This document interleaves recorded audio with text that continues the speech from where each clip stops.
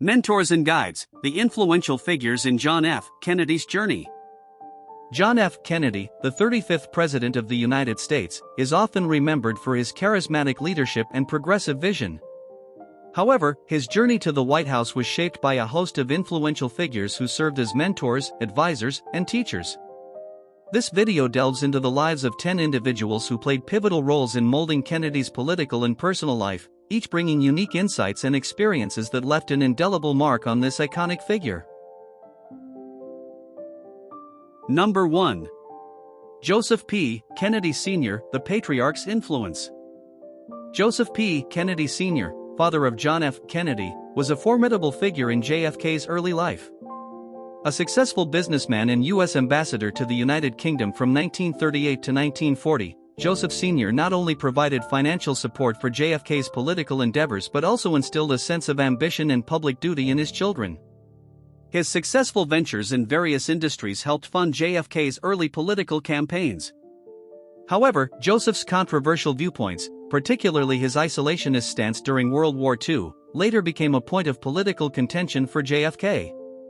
These elements of Joseph Sr.'s career offered JFK crucial insights into the complexities of power, politics, and public perception. Number 2. John Francis Fitzgerald, A Grandfather's Legacy. John Francis "Honey" Fitzgerald, JFK's maternal grandfather, significantly influenced Kennedy's understanding of politics. Serving as mayor of Boston, Fitzgerald's tenure was characterized by substantial urban development, enhancing public schools and health systems. However, his administration also faced accusations of corruption, providing JFK with a realistic view of the challenges in political life. Fitzgerald's dynamic leadership and the controversies of his career offered JFK a multifaceted perspective on navigating political achievements and ethical dilemmas, shaping his approach to political leadership and public engagement. Number 3. Arthur Croc, the journalist mentor. Arthur Croc, a renowned journalist with the New York Times, was an influential figure in John F. Kennedy's life. Croc, who began his career at the Times in the 1920s and eventually became its Washington bureau chief, was known for his deep understanding of American politics.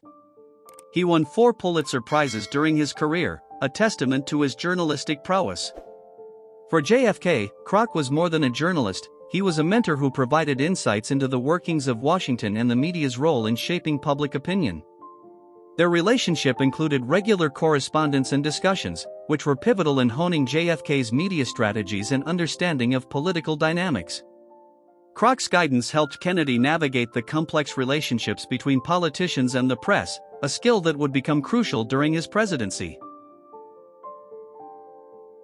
Number 4. George St. John, the Educator's Influence.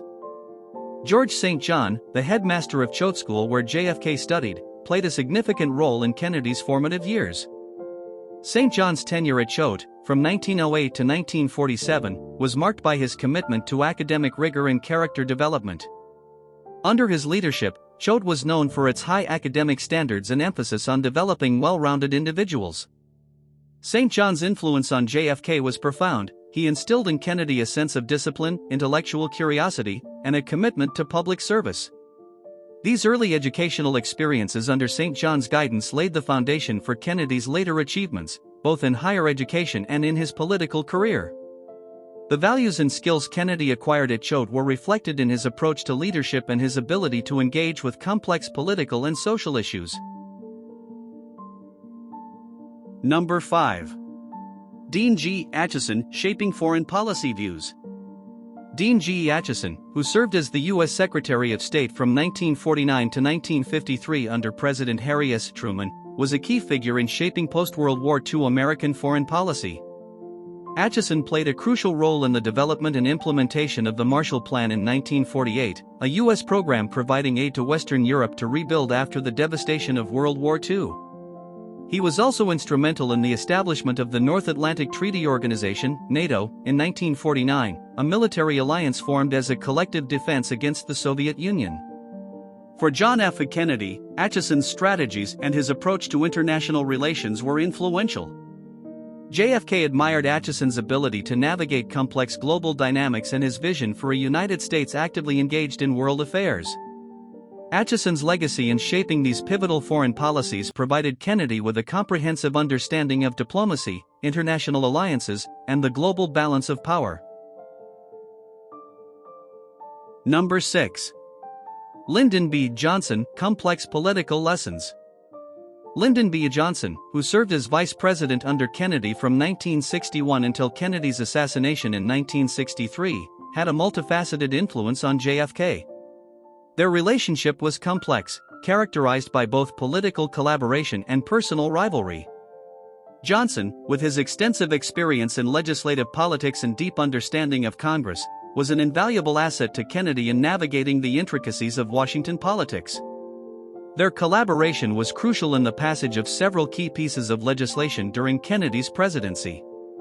However, the rivalry and tension between them, partly due to their differing backgrounds and political styles, also provided Kennedy with important lessons in managing diverse political personalities and interests. This relationship with Johnson, with its blend of cooperation and competition, was a significant factor in Kennedy's political growth, teaching him the art of political negotiation and alliance management in a divided political landscape. Number 7. Ted Sorenson, The Speechwriter's Impact. Ted Sorenson, who served as special counsel, advisor, and chief speechwriter to President John F. Kennedy, had a profound impact on JFK's presidency. Joining Kennedy's team in 1953, Sorenson became one of his most trusted aides, known for his deep understanding of Kennedy's ideas and speech patterns. He played a crucial role in crafting many of Kennedy's speeches, including the famous inaugural address with the immortal line, "Ask not what your country can do for you, ask what you can do for your country." His skill in articulating Kennedy's vision helped define JFK's public image and communicate his policy goals effectively. Beyond speechwriting, Sorenson was a key advisor on various policy issues, contributing significantly to decisions on domestic policies, civil rights, and foreign affairs.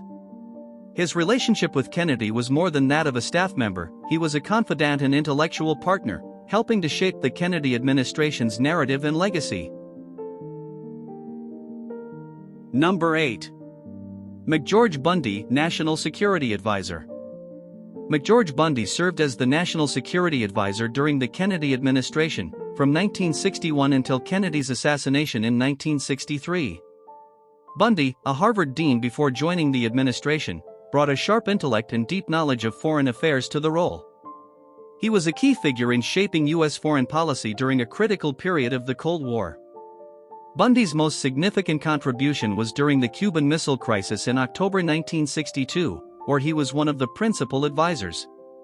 His strategic counsel helped navigate the United States through one of its most dangerous Cold War confrontations, as the Soviet Union placed nuclear missiles in Cuba. Bundy's advice on handling the Soviet Union and managing the delicate balance of military readiness and diplomatic negotiations was crucial in avoiding a nuclear conflict. His role in this crisis and other foreign policy challenges marked him as a central figure in Kennedy's efforts to manage global tensions during a volatile period. Number 9. David Ormsby Gore, Lord Harle, British Ambassador's Guidance. David Ormsby Gore, Lord Harle, served as the British ambassador to the United States from 1961 to 1965 and was a close personal friend of John F. Kennedy. They first met in the late 1930s when Kennedy's father, Joseph P. Kennedy Sr., was the U.S. ambassador to the UK. Their friendship deepened over the years, with Ormsby Gore becoming one of Kennedy's most trusted confidants on international matters. His insights were particularly valuable during the Cuban Missile Crisis, where he played a role in relaying communications between the U.S. and British governments. Ormsby Gore's understanding of European politics and international diplomacy was a significant asset to Kennedy, especially during tense Cold War negotiations. His relationship with Kennedy was based on mutual respect and a shared vision for global peace and cooperation. Number 10. J. Edgar Hoover, Complex Dynamics with the FBI Director. J. Edgar Hoover, the long-serving director of the FBI, had a complicated and often tense relationship with John F. Kennedy. Hoover had been the director since 1924, serving under multiple presidents, and had amassed considerable power and knowledge about the inner workings of American politics and law enforcement. His tenure was marked by controversial methods, including extensive surveillance activities.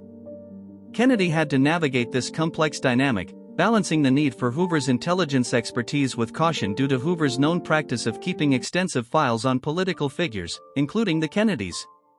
Despite the challenges, Hoover's experience in national security was crucial for Kennedy, especially in matters of internal security and counterintelligence.